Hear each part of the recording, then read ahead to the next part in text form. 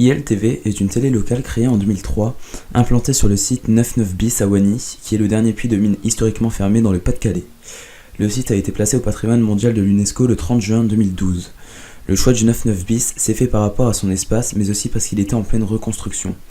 Son histoire reste tout de même symbolique pour l'ILTV. Pour mener à bien ce projet, on a été bien drivé par l'agglo Hénin-Carvin, qui disposait depuis 1989 d'un canal local sur le réseau câblé de l'agglomération, qui pendant des années a sous-traité l'animation de ce canal à une chaîne de télévision lilloise. Et en 2003, l'agglo a décidé de couper les ponts avec cette télévision et de créer sa propre équipe.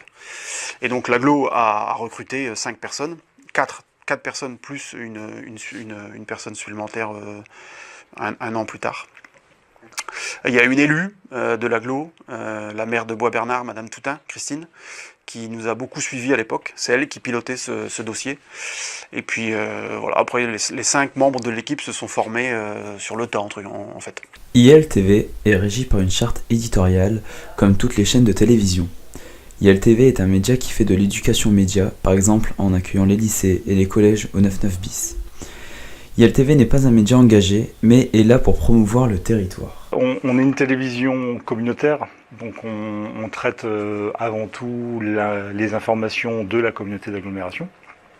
À côté de ça, forcément, on couvre les 14 communes de l'agglo, et donc tout ce qui se passe au niveau communal, associatif, enfin la vie de l'agglo de manière générale, on va dire. L'objectif principal qu'on peut avoir, c'est de donner de l'information au public et puis faire découvrir ce qui se passe sur le territoire. Donc ça, c'est l'objectif principal. Quand une association, quand on se déplace pour une association, forcément, ils sont contents parce qu'ils se disent ce qu'on fait, au moins, ça va être relayé aussi par les médias. Donc c'est le but premier. Ouais.